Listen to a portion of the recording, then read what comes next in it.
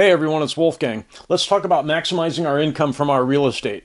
We have already done our taxes for last year, for 2024. We closed the books on January 4th, just a couple days ago. We use a spreadsheet for each property, and we're religious about recording costs and revenues. We want to be able to look at our data at any time and know where we stand at any point in the year. So we like to keep those updated consistently.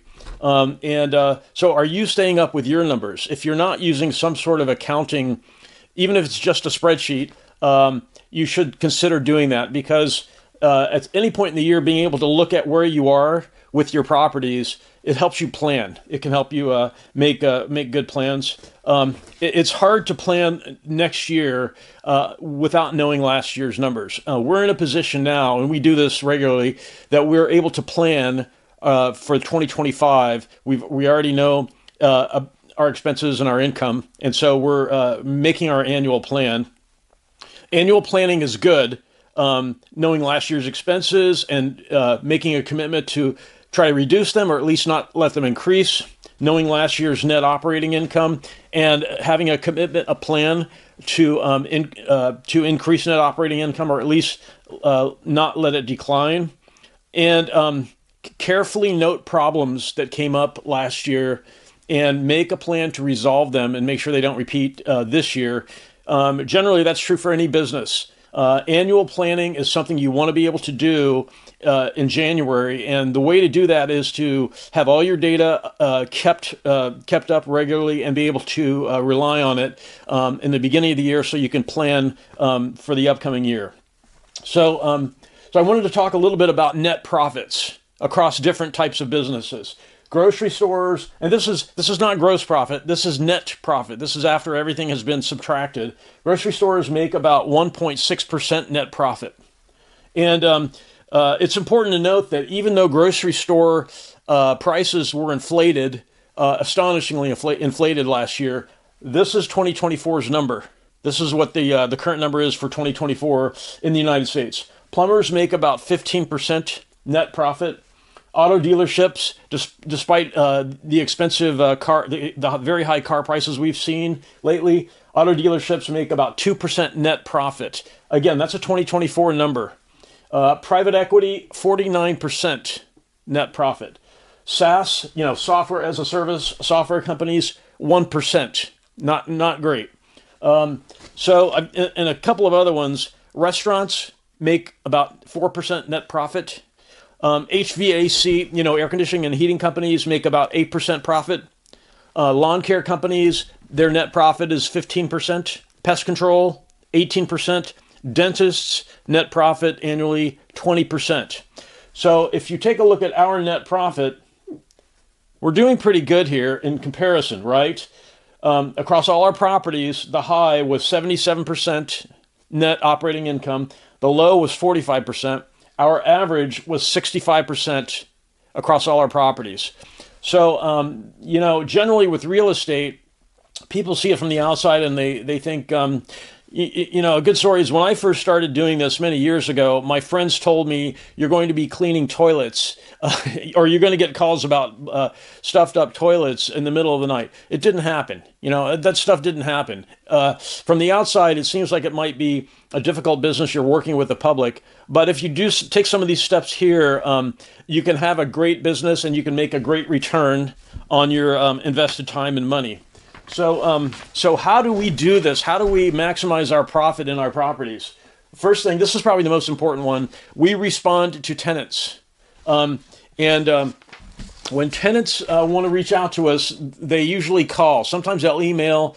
But if you have tenants who like to call, answer the damn phone, Answer the phone. That tells the tenant you care enough to be attentive to what they need. The next thing is no deferred maintenance. We're trying to maximize income from the property. If you let repairs go unfixed, they get more expensive with age. A good example, if you have any part of any property that is decrepit and it's exposed to the elements and you don't fix it, the elements will continue to work on it and the repair expense increases. And then another thing you can do is immediately re-rent vacant units. We put up a video on January 4th, more money from your rental properties. If you want to have a look at that, we explain how to shorten the time that it takes to get properties re-rented. The goal is to minimize revenue loss from vacancies, right? The next one is, if you do have repairs, negotiate with vendors. And one of the things we like to do is, instead of telling a vendor, someone who's come to take care of your property, a plumber, an electrician, an HVAC person, whichever, instead of saying we want the cheapest solution, instead ask them what is the most affordable repair, and you might be surprised that they will give you a reasonable answer. In fact, just today at one of our properties, we used that technique, and we got probably a 20% reduction in the quoted price, and we went with that vendor. Okay, so the next thing is, again, we're trying to maximize profit from our rentals. Buy quality stuff if it means longevity. It's one thing to get a fair price on work you're having done, but if you're actually doing work on the place that involves investing in something that's going to stay with the property, buy quality, even if it costs a little more, if you get longevity out of it. I mean, if you're doing remodels, for example, if you're replacing cabinets, particle board, when particle board gets wet, it rarely returns to its former shape. Wood cabinets, if they get wet, they do return to their original shape. Particle board, if it strips out, it can be difficult to make repairs. Wood products, much easier to repair. So it's important to buy quality if you get longevity out of that. So the next thing is, again, we're trying to maximize revenue and profit. The next thing you can consider is have an inspection plan and stick to it. Basically, you want to regularly assess your properties, be on site and look at your property's condition. That means property management, obviously. Your property manager should have a regular schedule with photos being sent to you on a regular basis, indicating the condition of the property. And when you're attentive like that, when tenants know you periodically and regularly assess the conditions of the property, that keeps them happy. And they tend to move out less if they're happy. And I didn't have room for everything. So another option, consider allowing pets with a pet deposit.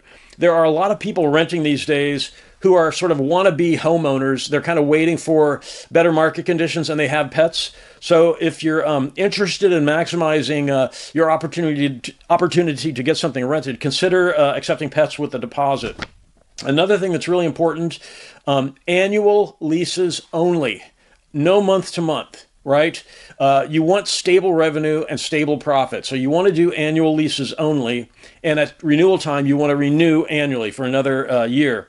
If you're in some sort of situation where you can't get 1-year leases, try 6 months. In my past, not now, but in my past, I actually did that. I actually tried that when it became difficult to get people to agree to longer term commitments because of the economy. The economy was kind of iffy at that time. That was a few years ago. And then when you're re-renting your units and when you're assessing rent increases, do a rent market survey. Look in your zip code. What are other rents? And specifically in your zip code. Don't look all over the place.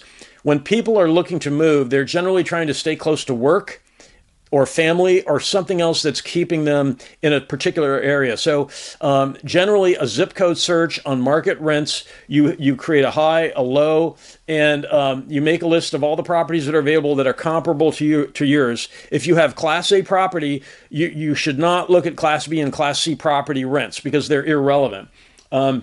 Look at the same type of property you have in your zip code, make a spreadsheet with the asking rents at that time, and try to figure out what you should increase rents by. And if you have a vacancy coming up, what the asking rent should be. The reason is the easiest way to make sure you have great revenue and profit is to make sure your rents are where they should be, right?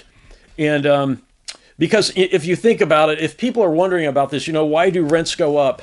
Well, we're trying to sustain as I mentioned at the beginning, we're trying to sustain our net profit in our annual plan. We don't want to take a step back and have less revenue this year. And meanwhile, our costs are going up every year. Insurance is going up every year. Property taxes are going up every year. The cost of maintenance is going up every year because vendors, their costs go up and they pass it on to us. So you're justified in raising rents. There should be absolutely no guilt about rent increases.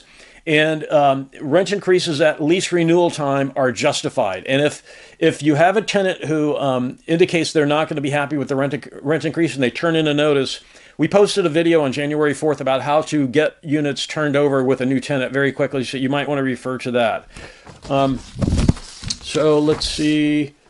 And that's pretty much what I wanted to cover with this. Again, the profit margin we're making, we're looking pretty good with our rental. It's expensive to get into, obviously. I mean, starting a plumbing business, you can do that for 50 or 60 grand.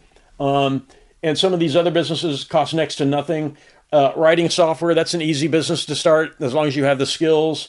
But generally, real estate, the profit margin is fantastic. And if you're taking care of your tenants and you're taking care of your properties, and you're getting them turned over and re-rented quickly, and you're sustaining rent increases, then annual plans, and you're making annual plans to sustain the good things that happened last year and eliminate the bad things, then the future can be bright, right? So if you have any questions about any of this, you can post in the comments. And I want to thank you guys for watching, and have a great day.